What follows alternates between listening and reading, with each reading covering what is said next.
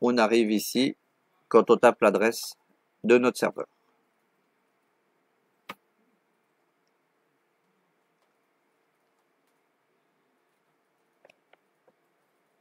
Donc il suffit de cliquer sur lancer VSphere client.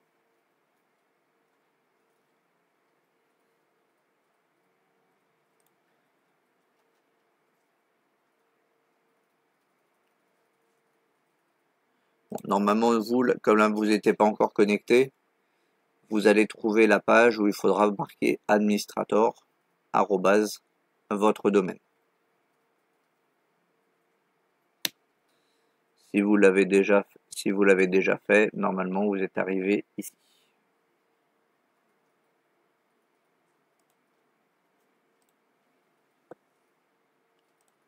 Donc là, on voit que pour l'instant, il n'y a pas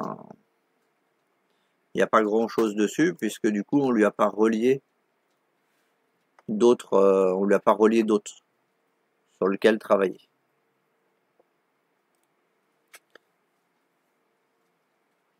Donc maintenant, la première chose à faire, du coup, c'est de rajouter des serveurs sur lesquels il va pouvoir travailler.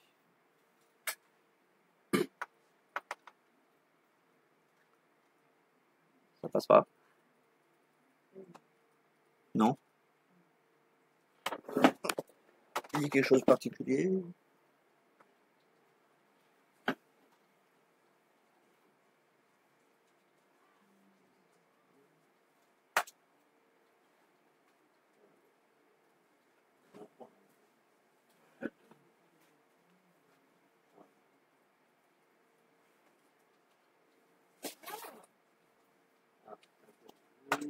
Sur le 54, il n'y a pas de point. Sur le 54, il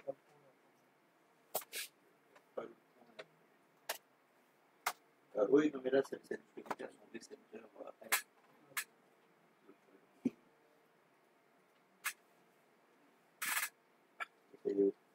Avec l'administrateur.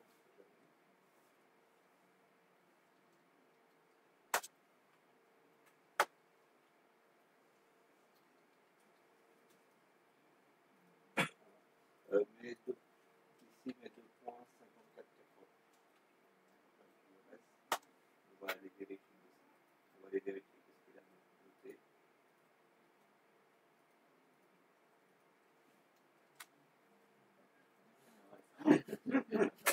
C'est revenu comme ça. 2.5480. On va aller vérifier qu'est-ce qu'il a noté. HTTPS. Des fois, il va chercher automatiquement HTTPS, des fois non.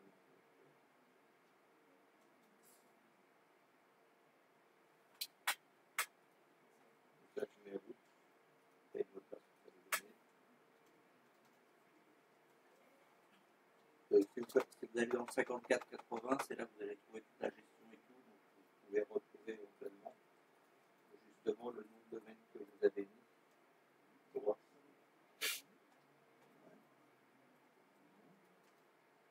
Après, la deuxième fois, on a parlé ici avec l'administrateur. Après que tu aies fermé la page, il faut terminer. Donc là, que vous ne devez pas.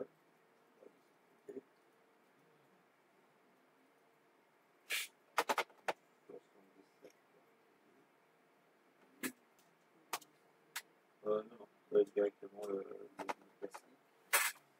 Et on va rester administrateur. Et quand tu avais fermé la page, on avait été avec administrateur.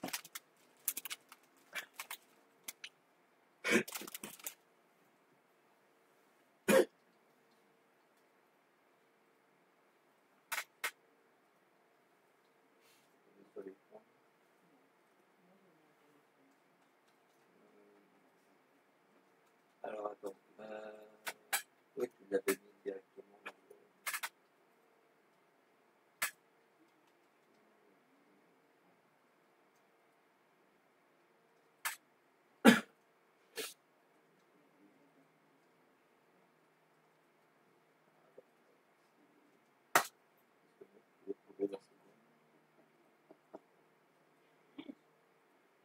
Peut-être que la touche du mage, qui a fait sa touche mage, le verrouillage majuscule, peut-être pas fonctionné correctement.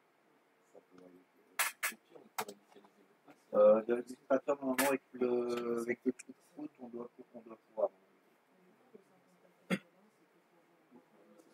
Oui, en fait, c'est l'administration. C'est vraiment l'administration du serveur lui-même, mais pas l'administration de la gestion des machines et tout qui se trouve sur le vCenter. Et ça permet justement de retrouver son domaine si justement on a un doute.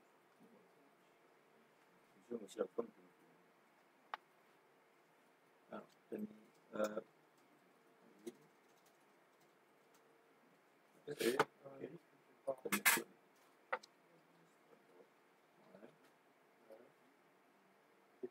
Il n'y a plus assez d'espace pour le disque virtuel vCenter Step 7. Ah oui, non, c'est administrateur arrobase, le domaine que tu as créé pendant l'installation. vCenter.local,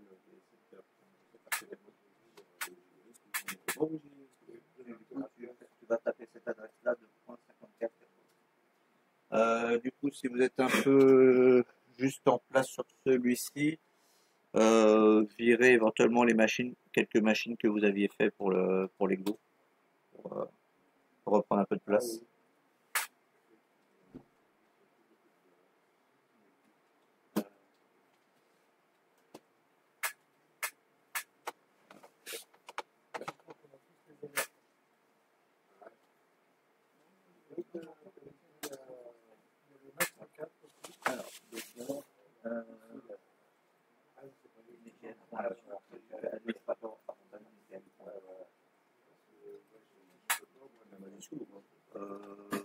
Normalement, ça ne devrait pas avoir de.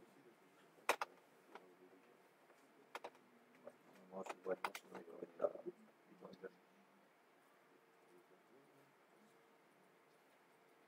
Donc oui, après maintenant les machines qu'on a faites pendant l'exercice, vous pouvez les virer pour gagner un peu de place si ça décide de virer. Parce que je pense que dans l'eau, il y a certains vCenter qui sont peut-être pas passés en dynamique. Donc il faut bouger un peu de place.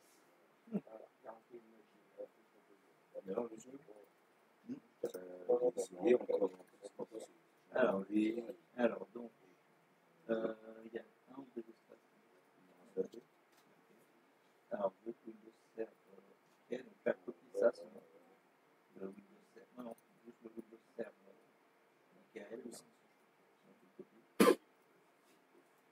là, tu vas voir ton fichier qui est ici, et non, celui-là. Ah voilà, c'est tiret 1. Le basket tiret 1.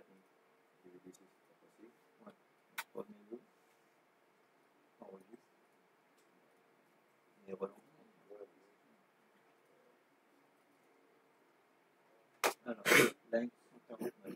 Ah, parce que du coup, tu vois, on les a supprimés au début, mais lui, il a encore les références ailleurs dans le fichier. C'est pour ça, donc, faut que tu retrouves dans le fichier ces références-là. Et je dis ligne 139 et tout. Mais tu n'as pas le numéro des lignes sur celui-là. Mais tu cherches, oui, le nom du disque. Voilà. Et donc là, du coup, bah, tu veux dire, oh là là, ah ouais. Ah, il y en a qui n'est pas passé en dynamique. Ah, c'est ça. Ah, voilà.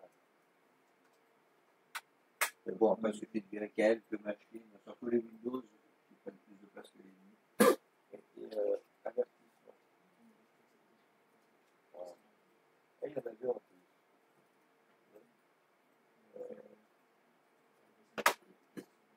Il y a deux exemplaires de 600 non, l'autre, fait 500. Ah oui. Parce qu'il n'y a pas de temps, je crois qu'il en vire un des deux. Voilà, mais je crois qu'il en vire un des deux. Du coup. Hein?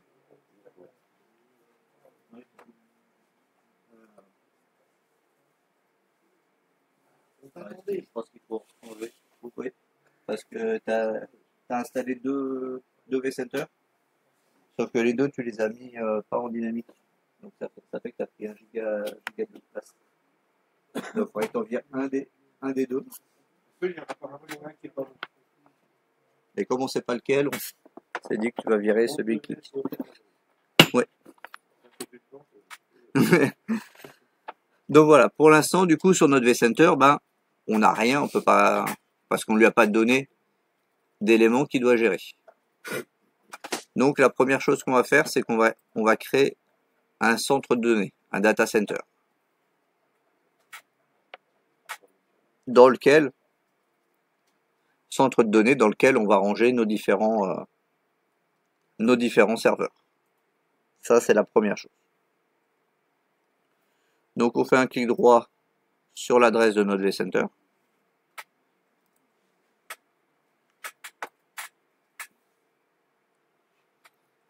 Et ici, on va voir nouveau centre de données. Hein? Oui, là c'est la page de vCenter. Alors, parce que des fois il ne fait pas la même présentation.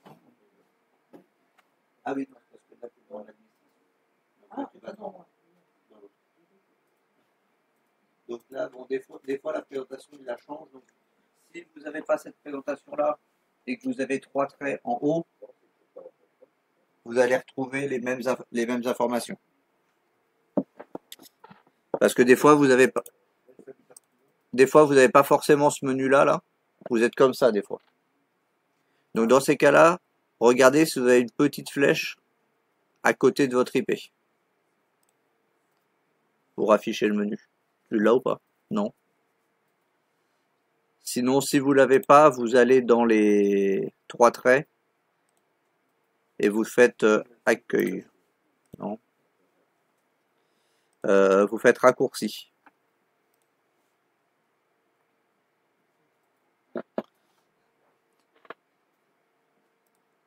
Et ici, après, vous cliquez sur l'inventaire. Je remonte, raccourci. Et vous cliquez sur le premier host et cluster de l'inventaire. Et normalement, vous êtes censé revenir sur la bonne page.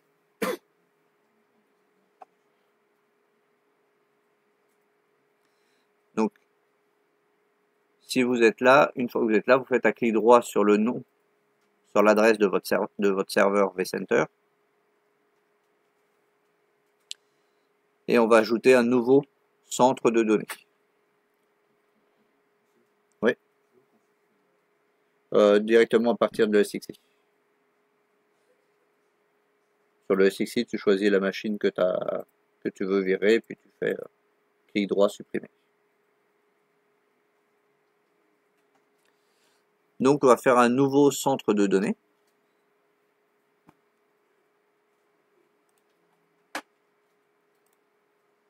Ici, on va lui donner un nom. Donc moi, je vais l'appeler prof, par exemple. Je pourrais l'appeler Torsi, je pourrais l'appeler TSSR, peu importe.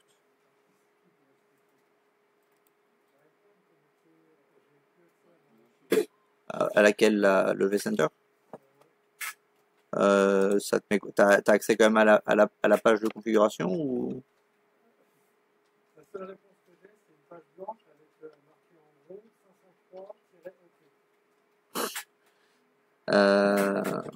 503-OK. T'as essayé de forcer en HTTPS directement?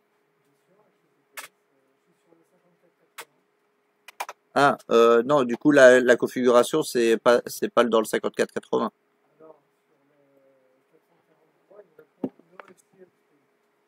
Alors là, c'est parce que du coup, la machine a redémarré. Tu viens là, non, elle n'est pas démarrée. Tu viens de la redémarrer ou elle est d'accord, donc là, il faut attendre un peu. Et quand vous redémarrez le vCenter, il est un peu long des fois à finir de faire ses vérifications et d'avoir son redémarrage. Donc c'est pour ça que même des fois, le login classique ou l'administration, vous n'y avez pas forcément accès quand vous êtes en train de redémarrer ou ça vient de redémarrer.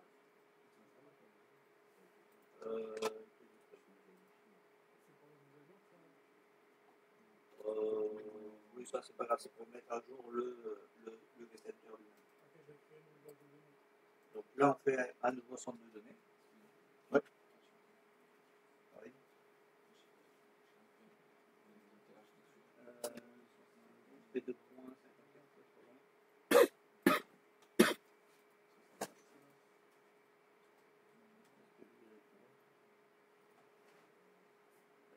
Va sur le 6i où c'était où tu l'as installé. On va vérifier si c'est bien démarré.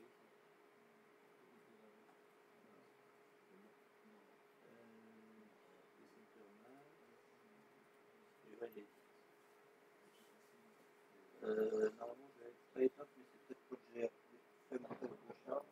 Normalement, il semblait avoir vérifié la fenêtre, c'était tout. J'avais tout démarré normalement. Peut-être que j'ai fait, ça n'a pas cliqué. Ça peut arriver aussi. Non. Est-ce que c'était sur ce serveur-là ou sur le serveur ici?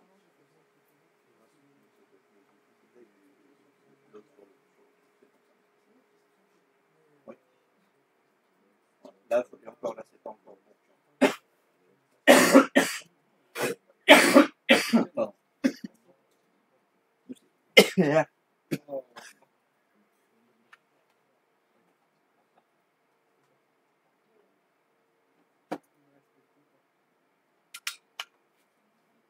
Donc là, du coup, si vous êtes en train de redémarrer, qu'il vous met login, tant qu'il vous affiche pas la fenêtre avec noir et bleu, là, enfin l'écran où il vous dit la bonne IP, c'est pas la peine d'essayer de vous connecter. Ou si vous vous connectez, il va vous mettre no FC upstream.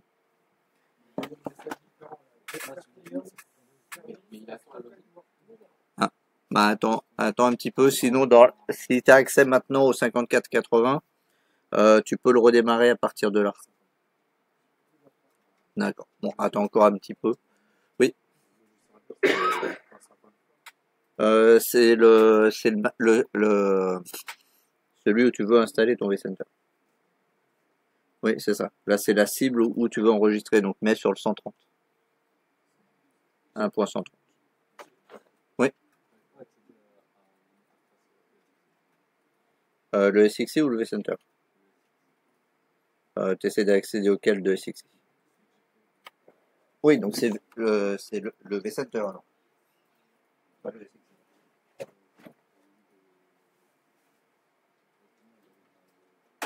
Il met HTTPS.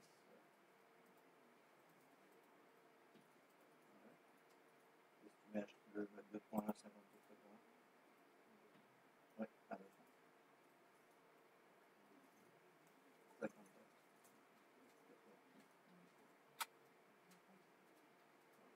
On va commencer au niveau. Ah voilà, c'est parce qu'il n'est pas installé. Ouais, tu vas mettre au mot de passe et tu vas relancer la phase 2. Celui qui avait donné au moins la phase 2.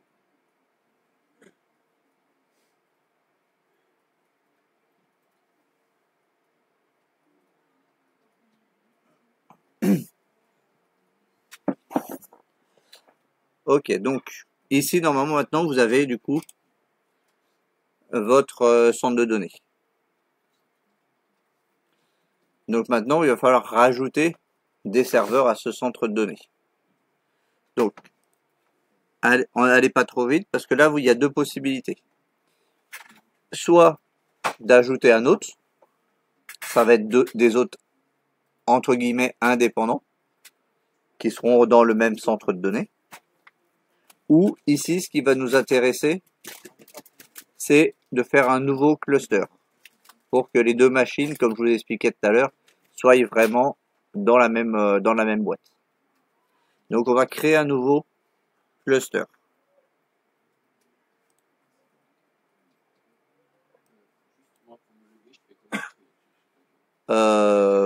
Donc là, bah, t'attends un peu en fait. Tant qu'il t'a pas mis, je te dis la fenêtre où il te dit laquelle adresse IP aller. Oui, mais non, faut attendre.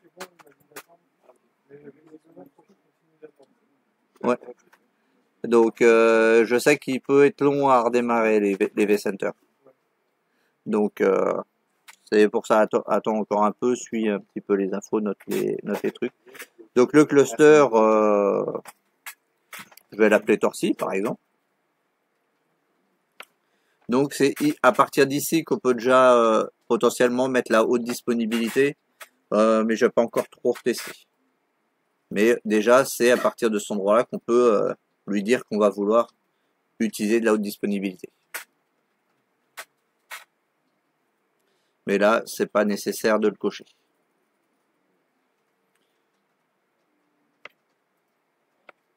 Donc après ici il pose une question sur l'image. C'est en gros l'image de SX qui va servir pour gérer le cluster. Donc là, vous laissez la première option. C'est pas un souci.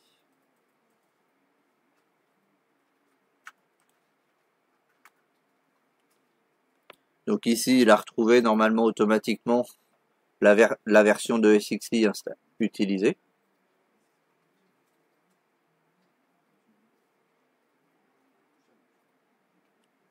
Donc là, vous faites suivant, vous n'avez pas, il n'y a rien personnalisé.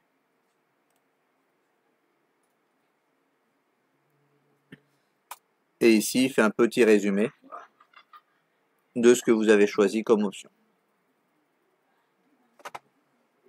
Donc comme ça, vous pouvez revérifier l'emplacement et tout, le nom que vous avez donné. Et on fait terminer.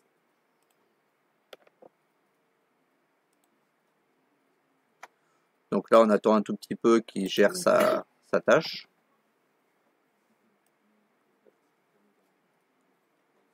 Et maintenant, on voit que à l'intérieur du centre de données prof, on a un cluster qui s'appelle Torsi. Maintenant, bien sûr, il va falloir maintenant rajouter ce coup-ci les autres. Oui. Niveau de cluster, nouveau cluster, tu fais un clic droit sur le centre de données que tu as créé. Après, tu lui donnes un nom et après, tu n'as pas besoin de modifier les autres options. Donc, une fois que vous avez créé le cluster, non, t'actives rien là. Et donc, du coup, on fait un clic droit. Et là, maintenant, on a ajouté des autres. Donc là, de toute façon, on n'a pas autre chose qu'on puisse ajouter, de toute façon. Sur le cluster, clic droit sur le cluster que tu as créé. Tu l'as pas créé, t'as pas pu le créer. Il te dit quoi?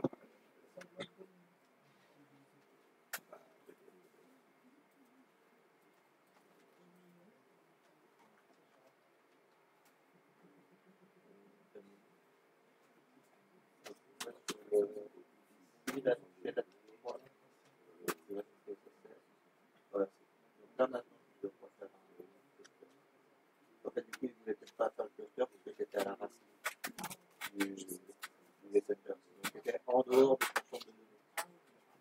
Et du coup, il a pas. Il a essayé en dehors. Donc, c'est pour ça. Parce que souvent, effectivement, il a tendance à pas déployer. Là, tu mets juste le nom de ton cluster et le reste.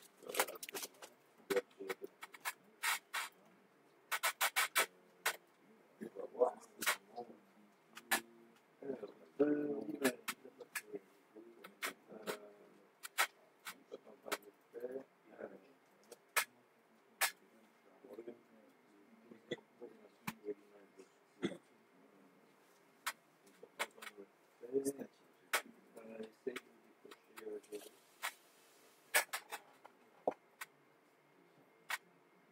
Parce que cette image-là, de toute façon, après, elle va servir surtout pour des mises à jour, des choses comme ça. Oui. Donc là, tu fais suivant. Ah oui, là, pareil, tu n'as pas trouvé l'image. Et tu décroches.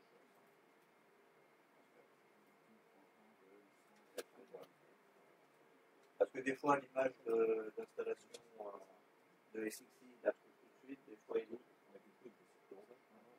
mais bon, elle va servir.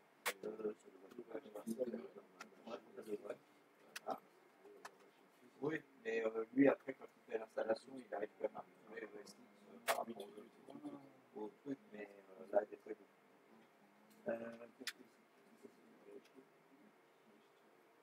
va sur le 2.5480.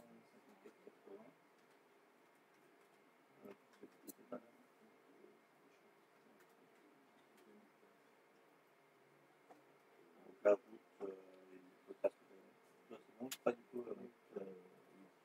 Ah, ça y est, j'ai enfin réussi à me connecter, mais je ne comprends pas. Donc ici, parce qu'il n'a pas les effets faire un ici, et il va dans un bordel. Et là, maintenant, on peut faire un petit doigt. Je crois que ça va sûrement avoir en français. Ah bah apparemment, il y a encore conservé les de travail. Ouais, donc bah, tu le laisses. Oui. D'ailleurs, maintenant, je vais vérifier des choses. Là, j'arrive. Alors, du coup, maintenant, on va rajouter nos hôtes à notre cluster. Donc, on fait un clic droit, on fait ajouter des hôtes. Et ici, tout simplement, il va nous demander les hôtes ESXi qu'on veut installer.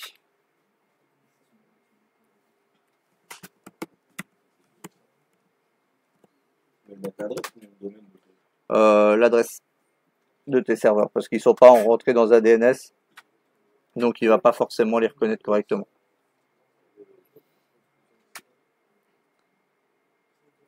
Vous pouvez en mettre plusieurs simultanément.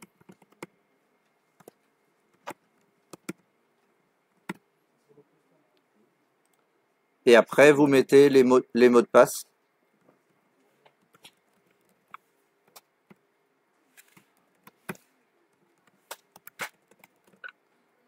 Et donc là, par contre, ne mettez pas ceux que j'ai mis. Logiquement, vous devriez mettre ceux que vous avez créés. Parce que un autre, ce qu'il faut savoir, c'est qu'un autre ESXi ne peut pas être dans plusieurs clusters simultanément.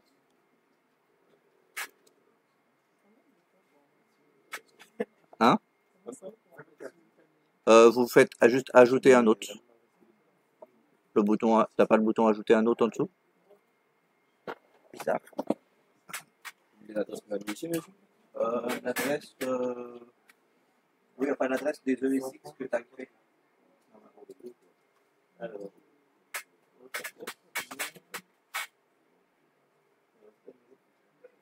ah, c'est parce que tu as fait. Oui, mais là, tu n'as pas ajouté le cluster. Non, c'est.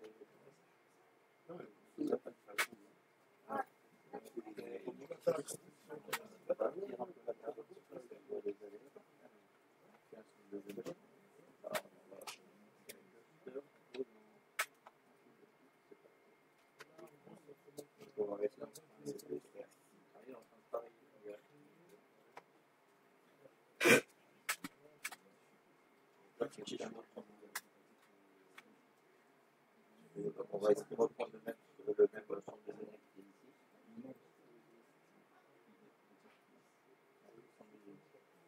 Là, c'est un cluster. Je mets l'allumé à l'autre. C'est peut-être ce que tu avais.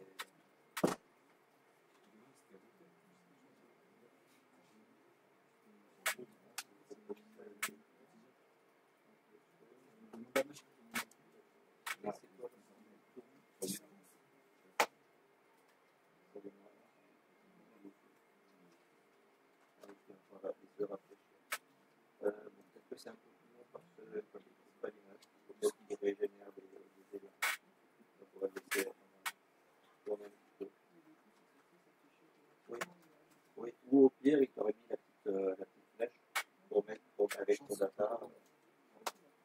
Et donc c'est pour ça que là, comme tu n'es pas dans un cluster, c'est pour ça qu'il te propose. Tu peux essayer alors en attendant de rajouter comme des autres, mais sauf que dans ce cas-là, quand tu fais autre part, regarde en arrière. Là, les autres que tu rajoutes, c'est les œufs ici que tu as. C'est pas le là, tu es en train d'ajouter ton réseau. Le 177, c'est ton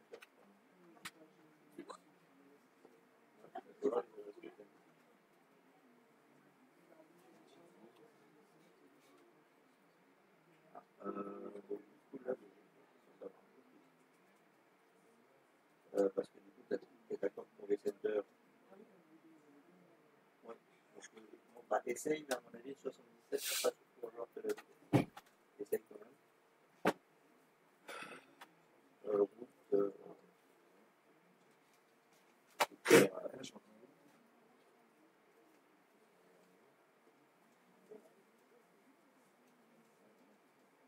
ouais, là, il essaie de trouver des centers.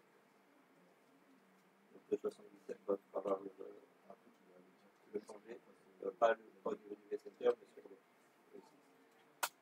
Par contre, logiquement, le 78, je vais voir.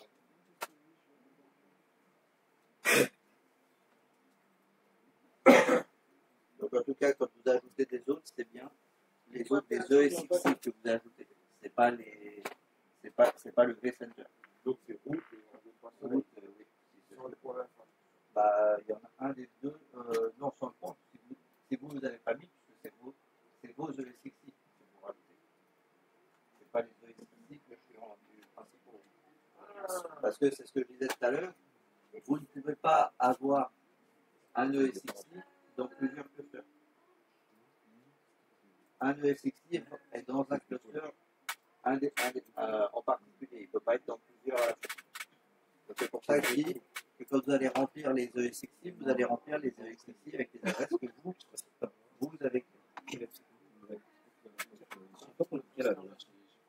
Pour le cluster, soit avoir Attends que je parte et qu'elle te réponde. Peut-être qu'elle te dira autre chose quand je serai pas là.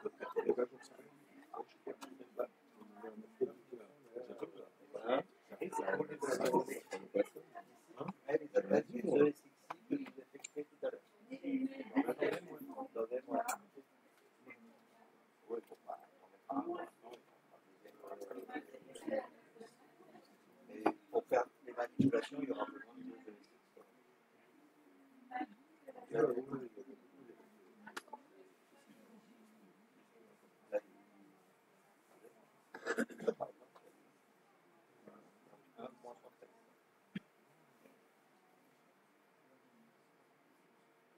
Et la solution, c'était moi. Ah oui.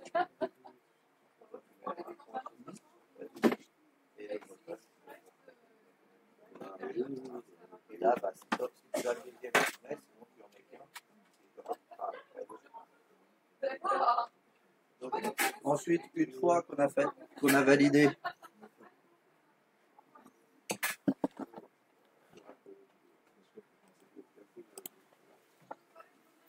une fois que vous avez validé les ESX, il va vous demander si c'est bien les bonnes adresses avec les bonnes authentifications SSH et tout. Donc normalement, c'est censé être les bonnes adresses. Donc vous faites OK. Je crois que j'ai raté une étape. Non, je crois que tu en étais à ce point-là. Non, par rapport aux adresses.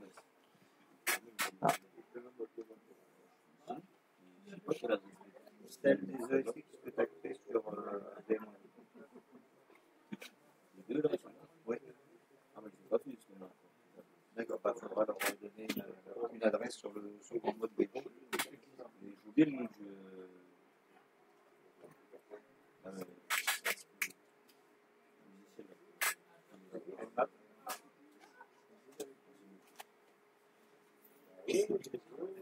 Alors, du coup, pourquoi il n'a pas voulu?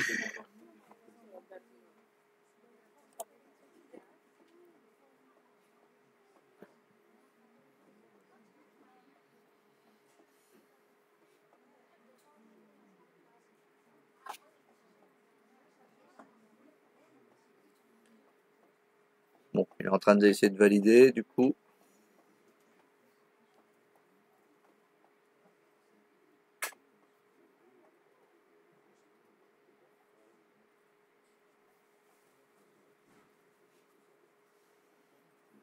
Allez.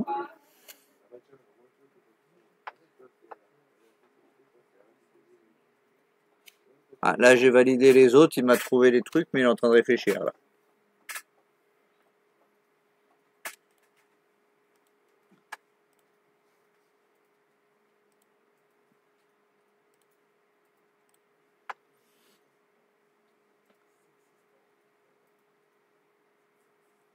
Alors, le 130, il n'a pas voulu. Bon, je vais décocher le 130 pour l'instant. Donc là, bah, il m'a repéré même le modèle du serveur. Je l'ai installé sur un serveur directement.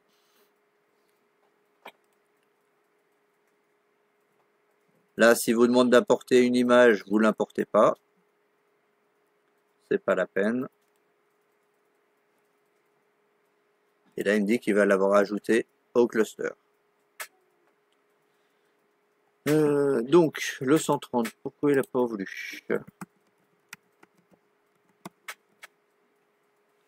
Est-ce que je me connecte bien déjà toujours? Ah oui, c'est parce que j'ai pas mis le bon mot de passe, forcément. Ça complique pour que ça marche.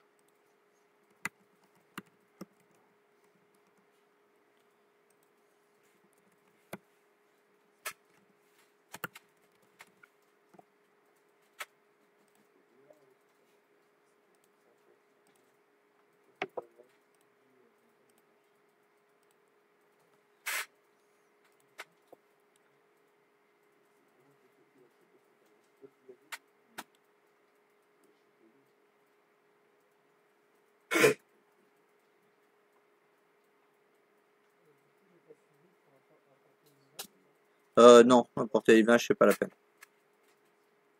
Ça va servir plus pour de la maintenance et tout du vCenter en lui-même, mais pour les utilisations qu'on en fait, c'est pas nécessaire.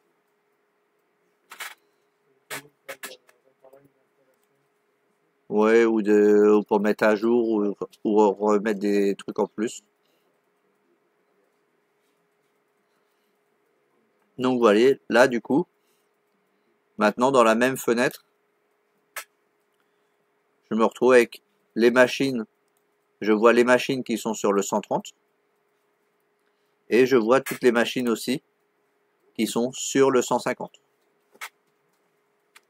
Et on voit du coup à côté l'état d'utilisation. Donc on voit que le CPU, bah, il y a largement de la mémoire, il y a largement de la place. La mémoire, elle est blindée.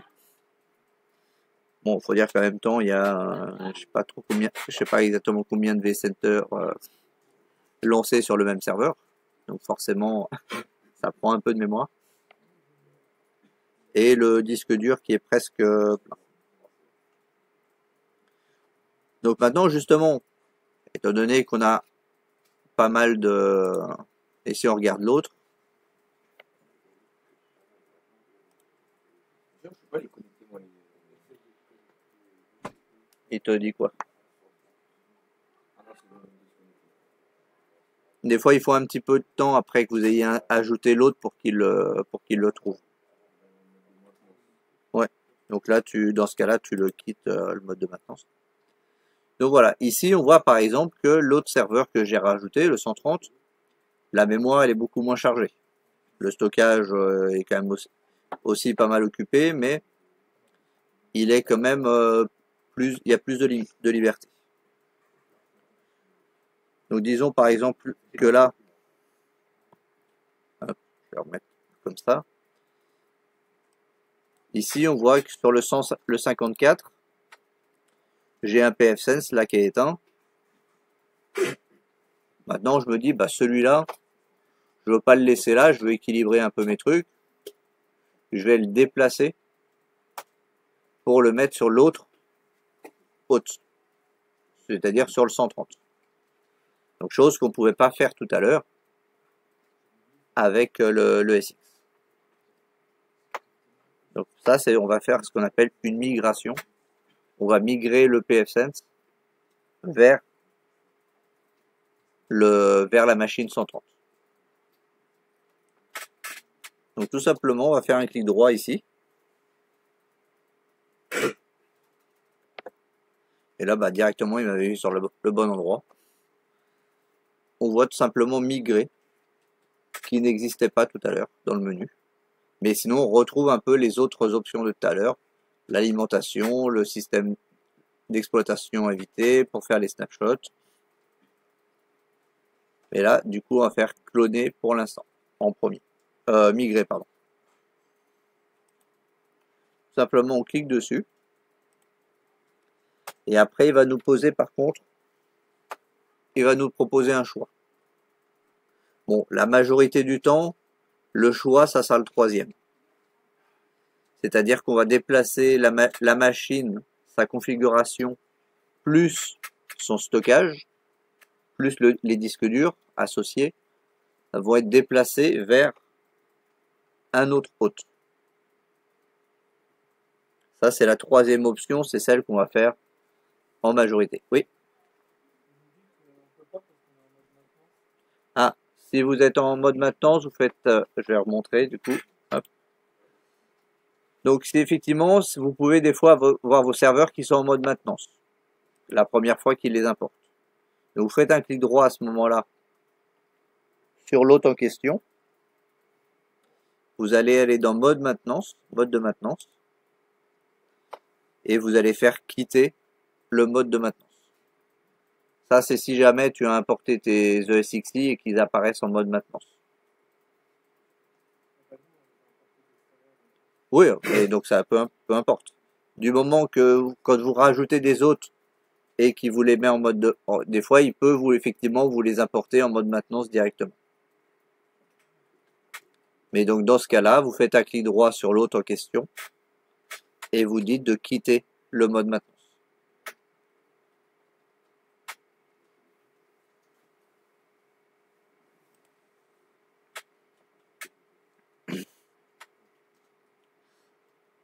Donc, du coup, je reprends ma machine. Je refais migrer. Et donc, du coup, majoritairement, on va vous demander de... ce que vous allez utiliser, c'est plus la troisième possibilité. C'est-à-dire de modifier la ressource de calcul et le stockage. C'est-à-dire qu'on va déplacer vraiment tout le contenu de la machine vers l'autre. Par contre, il est aussi possible de faire des choses alternées. C'est-à-dire la première, on va migrer la ressource de calcul, c'est-à-dire on va changer le serveur qui va faire les calculs. Par contre, le stockage va rester au même emplacement que d'origine. C'est-à-dire que là, je suis sur le 54. Ma machine, du coup, tout est sur le 1.54. Donc, si je fais le premier choix, je vais envoyer, du coup, la machine, uniquement sa configuration vers le 1.130. Par contre, le stockage, son disque dur, restera sur le 54. C'est-à-dire qu'on n'est pas obligé d'avoir le stockage au même endroit que la configuration de la machine. Ce qui peut être utile si on a un serveur qui sert vraiment pour le stockage, qui a une maxi place de stockage, mais qui n'est pas forcément le serveur qui a le plus de puissance. Donc on peut avoir, admettons que le stockage, il y ait, on va dire, allez, 100 Tera de stockage. Donc toutes les machines seront stockées, les disques durs des machines seront stockés sur ce serveur-là. Par contre, ce serveur-là, en général, lui, il n'a pas forcément un très grand nombre de cœurs. Il n'a pas forcément besoin d'avoir 128 cœurs pour fonctionner. Il en aura moins. Par contre, ce qu'on peut faire dans la migration, c'est qu'on dit que le serveur qui va servir à faire des calculs, ça sera un autre serveur de ce cluster qui lui possède, on va dire, 256 cœurs. Donc on n'est pas obligé de la machine est séparée en deux morceaux. Au contraire, on peut modifier uniquement le stockage pour envoyer le stockage sur un autre emplacement qui aurait plus de place.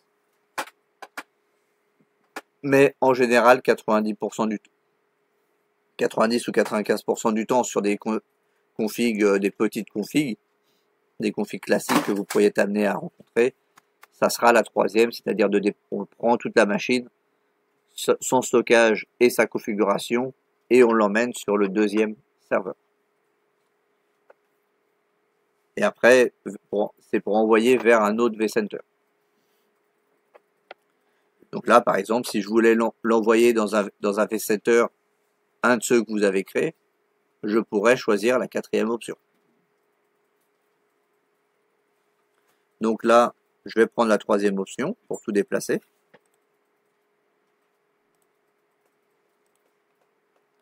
Donc ici, on me demande du coup sur quelle machine je veux le mettre. Si vous avez un doute, ici, vous mettez origine de la machine virtuelle. Donc là, il vous dit qu'actuellement, elle est sur le 1.54.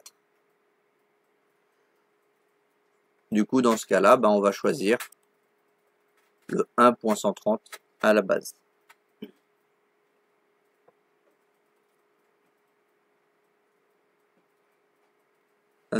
Par contre, là, il me signale qu'il risque d'y avoir un souci. C'est que là, il essaye de, quand on va le déplacer, bah, il va pas retrouver l'ISO qui était actuellement dans la machine. Donc, on va voir s'il veut, mais il y a des chances qu'il veuille pas parce qu'il va pas arriver à retrouver tous les fichiers.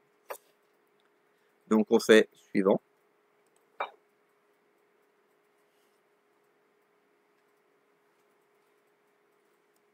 Ensuite, on choisit le disque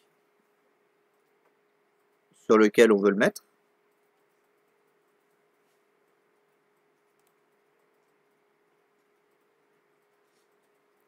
Là, s'il y a des réseaux qui retrouvent pas les mêmes adaptateurs réseau, bah, il nous propose soit de les recréer, soit de les passer sur un autre adaptateur. Donc là, je vais lui laisser les réseaux de destination, il devrait les recréer. Et on fait suivant.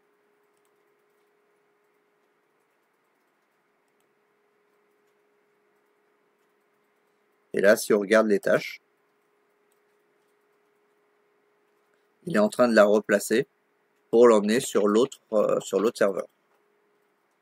Donc quand il aura fini, on aura sur le 130 le pfSense qui sera apparu.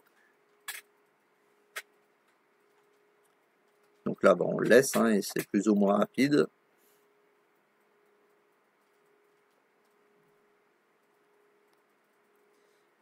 Et donc tout simplement, c'est ça la migration.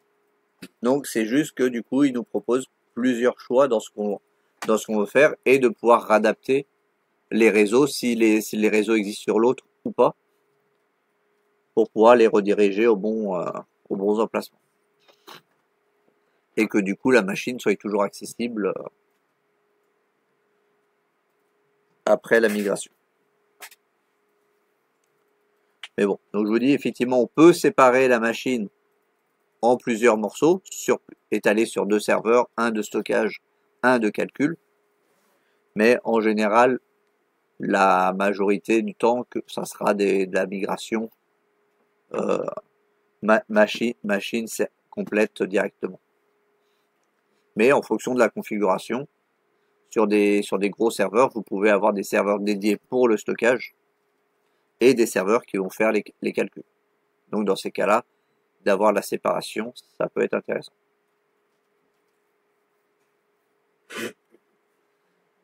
Voilà. Donc là, on le laisse. Pour l'instant, il est toujours là.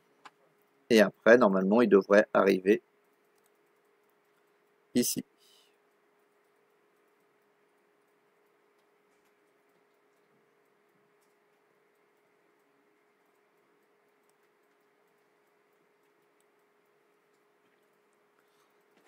Donc bon, bah, c'est toi qui l'envoie les...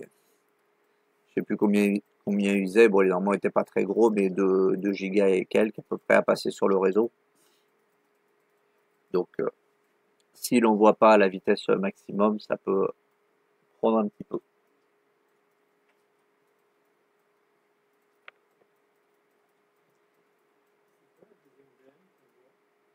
La deuxième VM qu'on voit.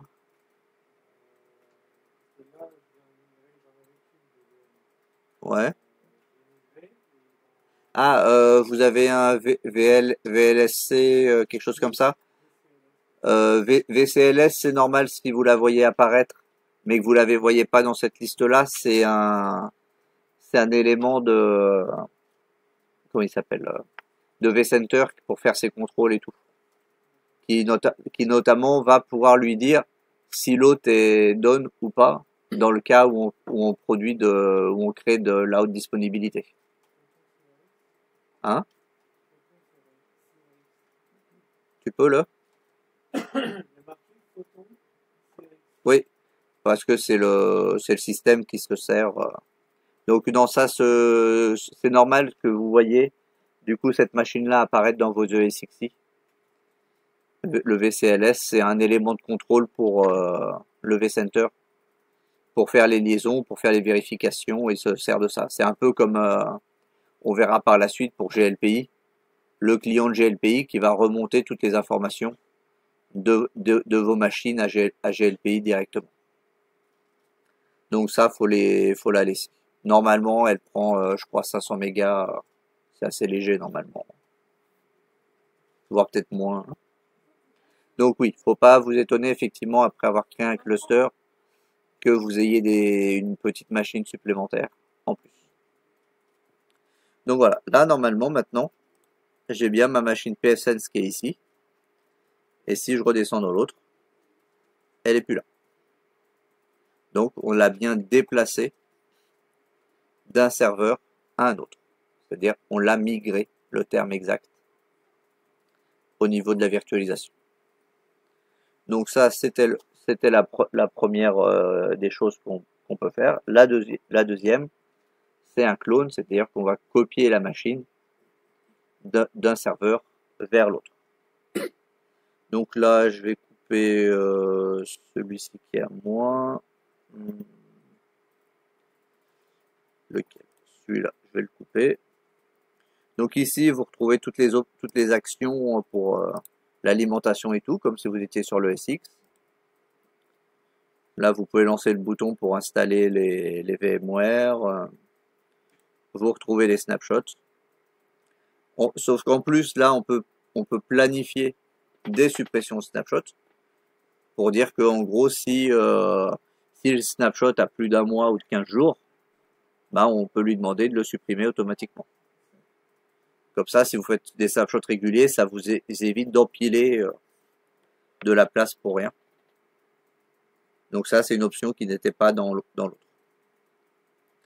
Et là, ce qui nous intéresse, du coup, le deuxième, c'est cloner. Oui, non, fallait que j'éteigne d'abord ma machine.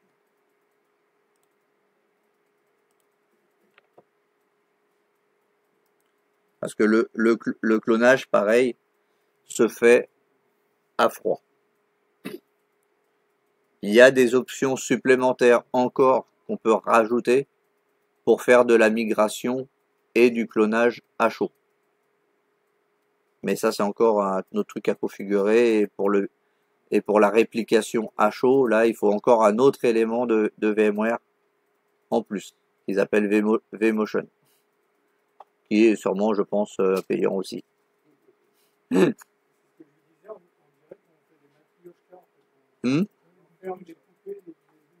Ouais. Bah, leur système, c'est un peu ça, quoi. Tu as la base et après, faut rajouter un truc en plus et tu peux encore rajouter des trucs en plus. Voilà. Donc ici, on va faire cloner.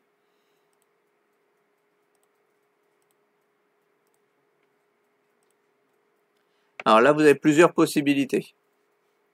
Donc la plus classique, ça, que vous utiliserez majoritairement, c'est cloner vers une machine virtuelle. C'est ce qu'on va faire après. Vous voyez que vous avez cloné vers un modèle. C'est-à-dire que vous avez préparé une machine que vous allez réutiliser X fois derrière. Et bah du coup, vous la mettez en tant que modèle. Et comme ça, vous pourrez réutiliser celle-là. Vous êtes sûr qu'elle bougera pas. Et que toutes les machines seront placées exactement sur le même modèle que celle que vous avez créée. Donc ça, c'est plus quand on a besoin de déployer pas mal de petites machines pour des clients qui se connectent à distance en général. Mais c'est à savoir que vous pouvez aussi créer un modèle une fois que la machine est prête.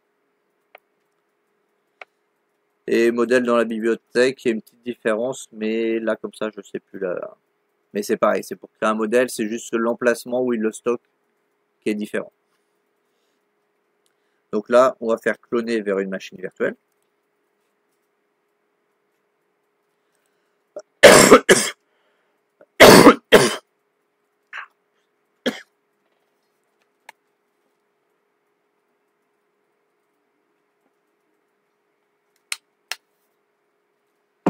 Donc on met le nom de la machine en question. Ensuite,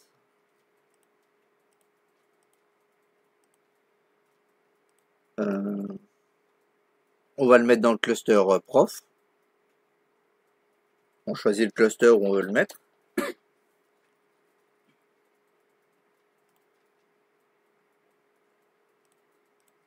Et après, on choisit la machine sur laquelle on veut mettre.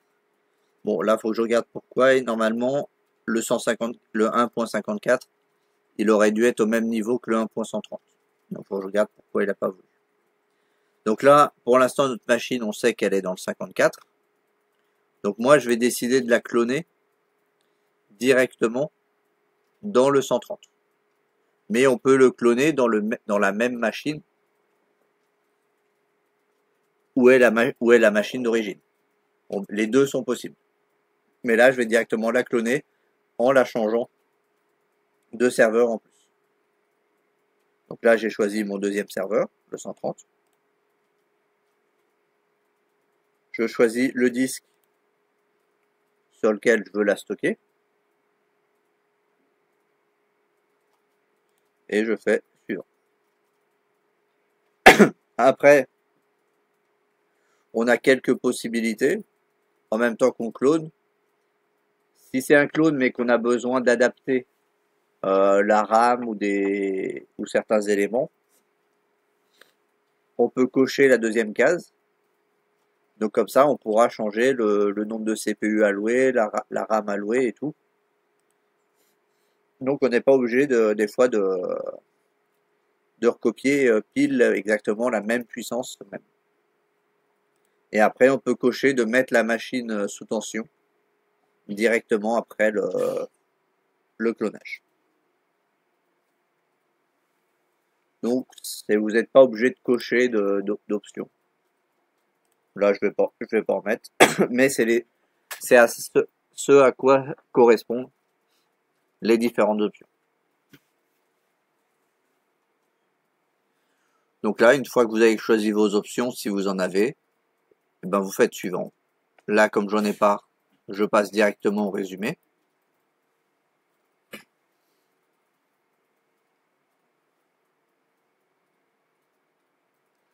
Et ensuite, je fais terminer.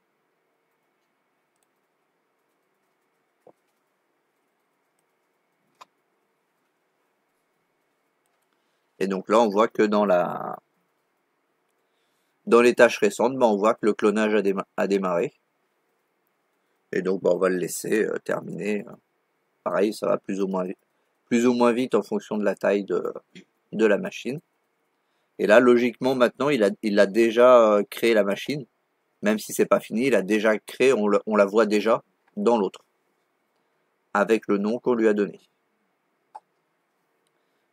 Et donc ça, c'est une autre opération qui est quand même basique et tout quand on fait de la virtualisation, c'est de pouvoir cloner des machines pour éviter de les refaire 15 fois s'il y a besoin de 15 fois la même machine, quoi.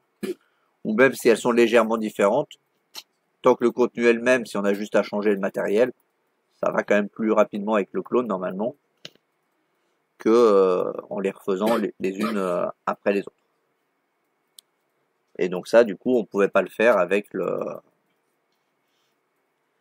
ou de façon un peu détournée avec le SXI.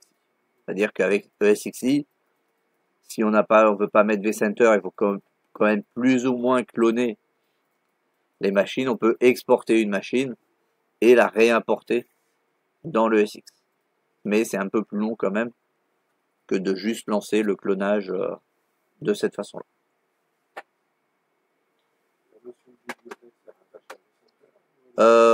Oui, normalement il doit être rattaché à vCenter, mais je sais plus exactement où il le stocke après. Banque de données, donc là on voit les banques de données.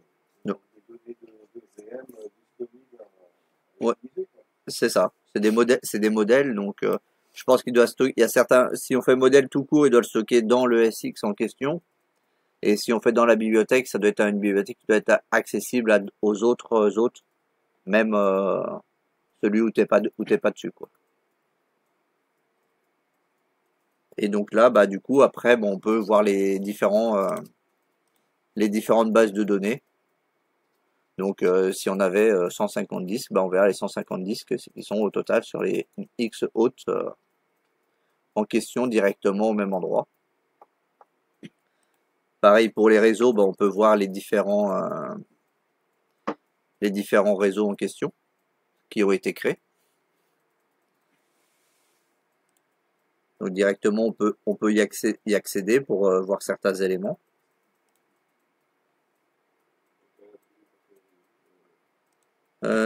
Surveiller. On peut voir les autorisations. Enfin, on peut voir pas mal de choses.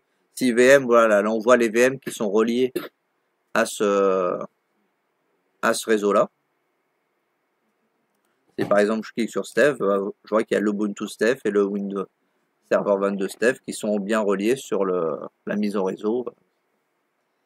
Donc du coup, ça peut permettre de partager des mises en réseau, je crois aussi entre les autres.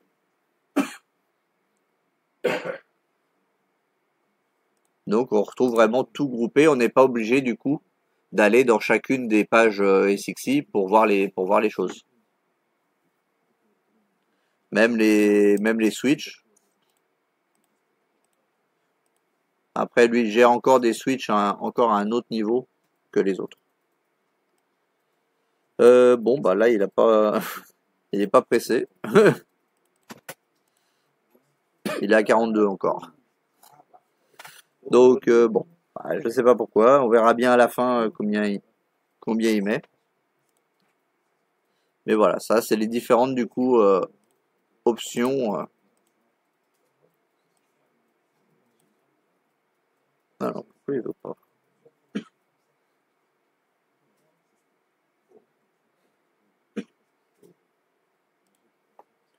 Donc là, bah, tout de suite, il vous met aussi des alertes, comme quoi la mémoire, elle est haute. Donc si on fait surveiller, on va pouvoir voir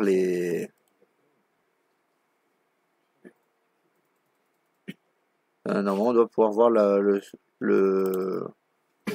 réseau. Pourquoi je trouve pas mon graphique.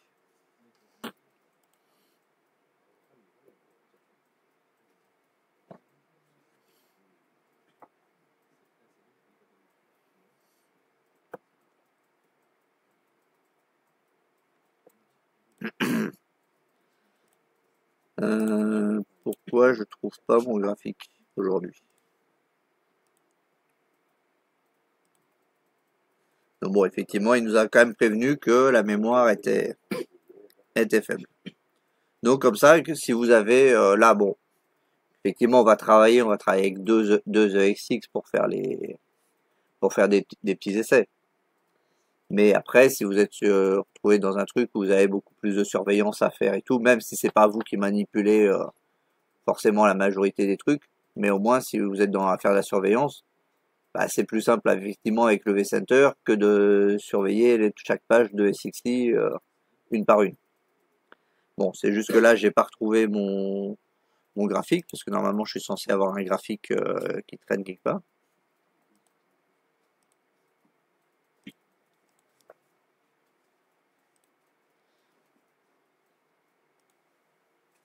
Bon, on va le laisser. Mais après, admettons là, vite fait, si je clique sur WinProf, c'est-à-dire une machine que j'ai créée, si je vais dans la surveillance, on retrouve ici des tâches. Hein? Oui, parce que je crois que je l'ai pas installé, effectivement. Donc effectivement, il peut vous permettre de savoir si les VMware sont installés ou pas, ou s'ils étaient installés, s'ils sont à jour aussi. Parce que là, si on prend WinServer Prof, dans le résumé, normalement, il doit me dire que les VMTools sont bien installés. Là, il ne me dit pas que c'est pas installé. Ah, il n'a pas réussi à cloner. Bon.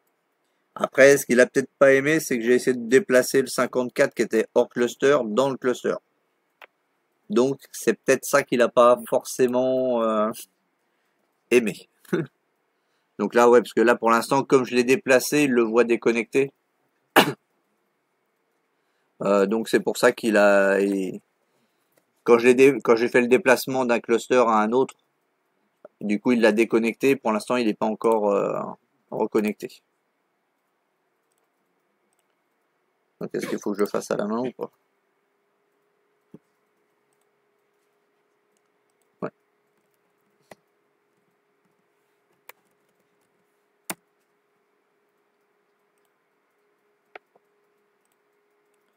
Ouais, du coup, comme il était en dehors de mon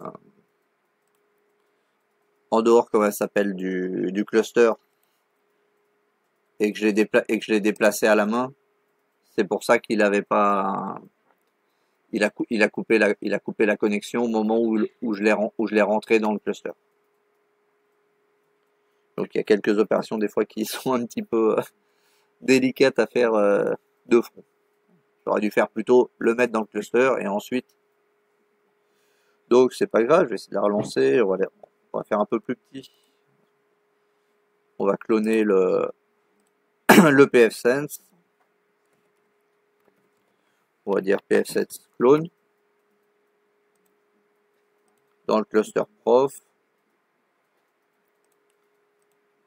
Je le mets vers le 130. Je reprends mon disque. Je personnalise rien.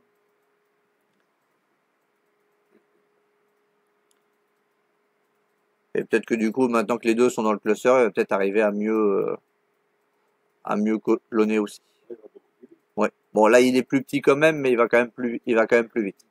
Donc, comme là, il n'était pas sur le même niveau, il n'était pas vraiment à l'intérieur du cluster, c'est peut-être pour ça aussi qu'il a été, parce que là, effectivement, il l'a déjà cloné. Donc, normalement, oui, c'est censé être rapide. Enfin, on va refaire l'essai sur la même, hein, comme ça, on sera fixé. Je vais l'appeler Prox3.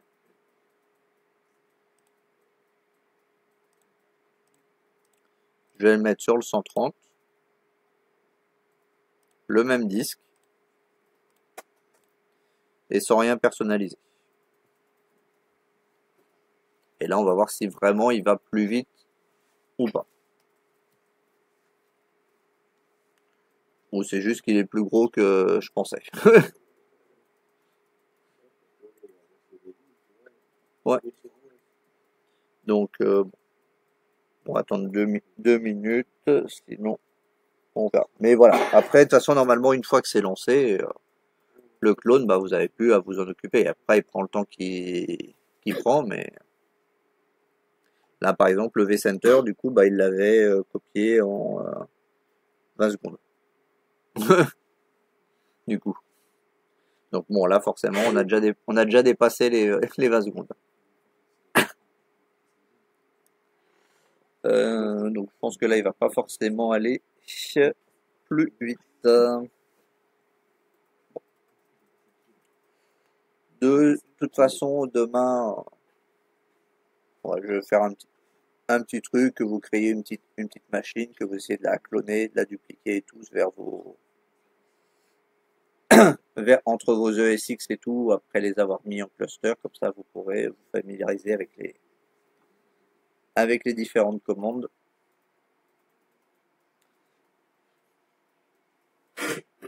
De ça. Et donc après, bah, je verrai bien si par la suite, si je mets les deux, si je fais plus du Proxmox, si je mets de l'ESXi à l'intérieur du Proxmox aussi. Je vais voir encore.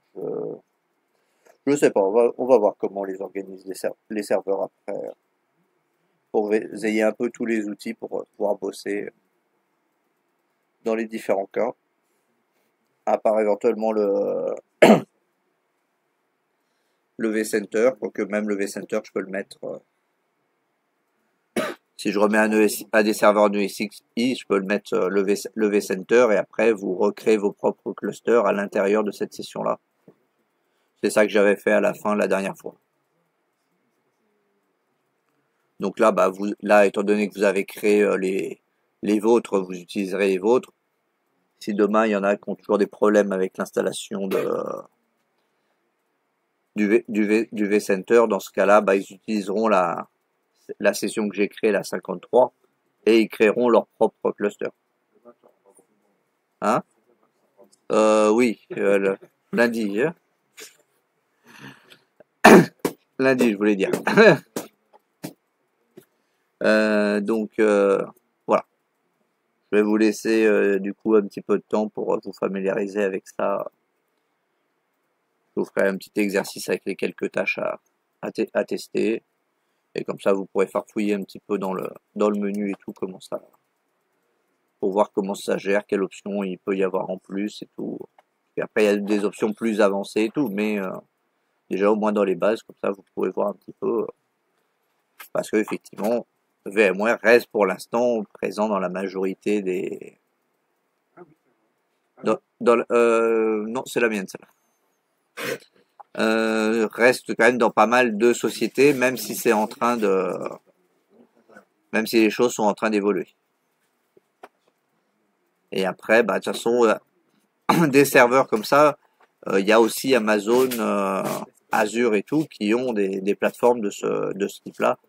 Sauf que là, elles sont purement cloud dans ces cas-là. On ne peut pas les utiliser facilement à l'intérieur d'un centre de formation comme ça. C'est vraiment des plateformes cloud pour le coup, qu'on peut pas mettre ce qu'on appelle on-premise. J'ai déjà essayé Azure, mais quand j'avais essayé, ça n'avait pas bien marché. C'était censé y avoir un truc, mais après on y avait pas mal de limites et tout. C'était pas très simple à mettre en place, donc du coup j'ai pas insisté. Après, de toute façon, on verra un endroit, on vous créera un serveur type cloud que l'on peut héberger chez soi directement. Comme ça, au moins, on sait que les données qui sont stockées dessus, bah, elles sont pas utilisées par autre chose ou quoi. Donc, ça. Ouais, donc bon, bah, on va le laisser tourner, on verra bien lundi où est-ce qu'il en est, du coup. Bon, ben du coup, est-ce que vous avez bien tout signé là?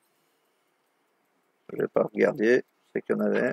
Alors, non, il me manque une personne. Nickel. Comme ça, au moins, c'est signé. Et ce matin, c'est bon pour tout le monde. Ce matin, c'était bon pour tout le monde. Ok. Bon, bah, sur ce, c'est bon, t'as signé? Ok. Bon, bah, sur ce, je vous dis du coup, bon week-end. Merci.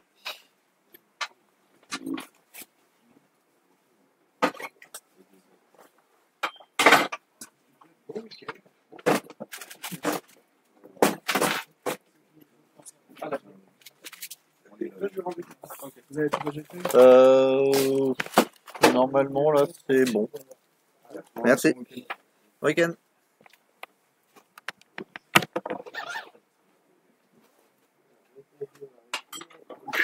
Il est en train de piller. Je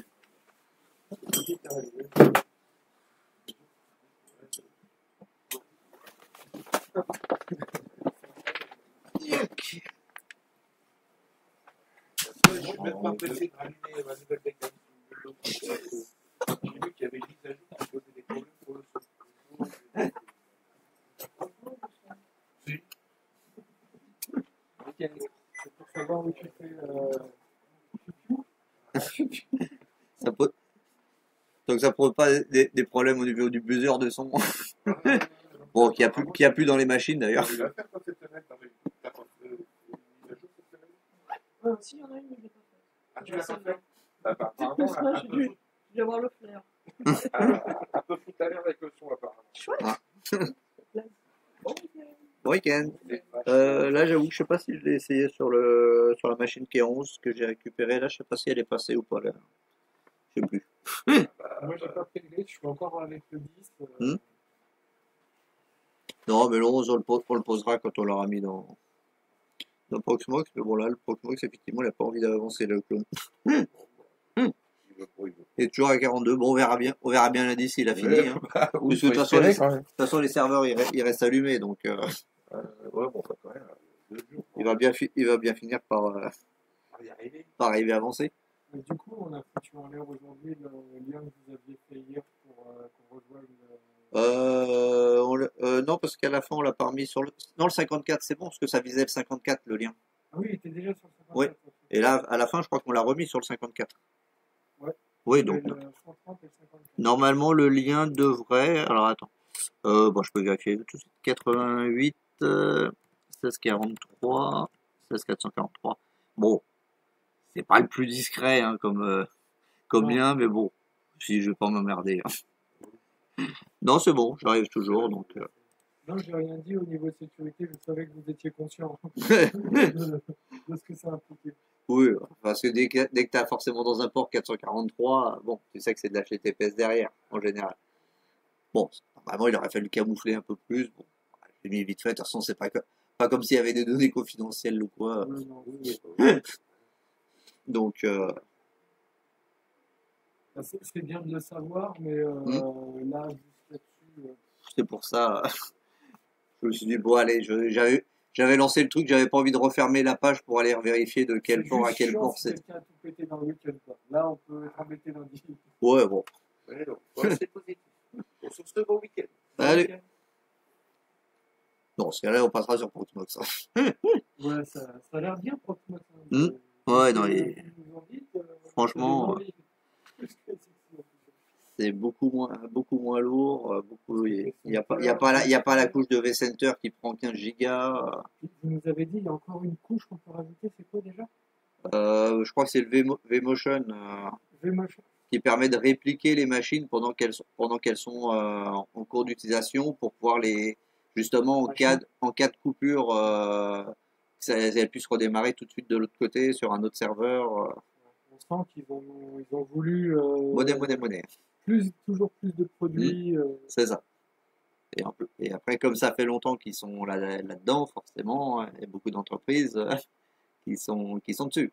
Mais leur part n'est pas à 100% non plus, hein, ça diminue Ouais, bah, je m'en au doute. fur et à mesure. Et surtout là, depuis que Broadcom a priori C'est un peu arrache. prohibitif, encore. Ouais. Et puis depuis que Broadcom a racheté aussi, Ouais. ça, apparemment ils ont changé pas mal de politiques au niveau tarifaire et tout. Et apparemment ils disent aussi niveau sécurité et tout. Apparemment Broadcom c'est pas forcément Bah, les mieux ou quoi. Ils se sont Donc, fait allumer pour des vulnérabilités sur du hardware, ce qui est quand même un peu craignos parce qu'on peut pas patcher le hardware. ah ouais, parce que même avec le truc de Spectre, on peut mitiger, mais c'est pas patché non plus, quoi. Ouais, le Spectre, ça diminuait les performances de 25%, ce qui est énorme. Hein. Mais je crois qu'AMD, il a eu un coup un peu comme ça aussi, non? Ouais, Il n'était pas. C'était pas Spectre, Mais c'était un équivalent. Mais de toute façon, oui, au niveau hardware, il y avait des backdoors. C'était des backdoors. Donc, du coup, là, j'ai entendu qu'il y a quand même pas mal de SI qui commencent à migrer vers des solutions plus libres ou d'autres solutions que le VMware. Au moins, ceux qui sont, on va dire, pas trop copains avec les Américains, ils ont plus tendance à essayer de faire du souverain, mais c'est pas évident. Donc, Et puis ouais, même au niveau de l'IA, là, on a essayé avec Lucie, ça n'a pas marché. oui. Bon, après, je sais pas si. En combien de temps ça a été développé aussi, quoi, ça se trouve. C'était un truc open source pour. Ça se trouve, ça avait été ça se trouve, quand ils ont vu que l'autre arrivait, le truc chinois open source, ils se sont dit, bon, faut qu'on lance la nôtre. Oui, il faut qu'on communique dessus maintenant. C'est ça, et puis sauf que du coup, c'est. Il aurait peut-être fallu faire un peu plus de tests. Du coup, on va encore passer pour des cons. Bon, allez, je vous souhaite un bon week-end. Bon week-end. Merci. Un lundi. Hop.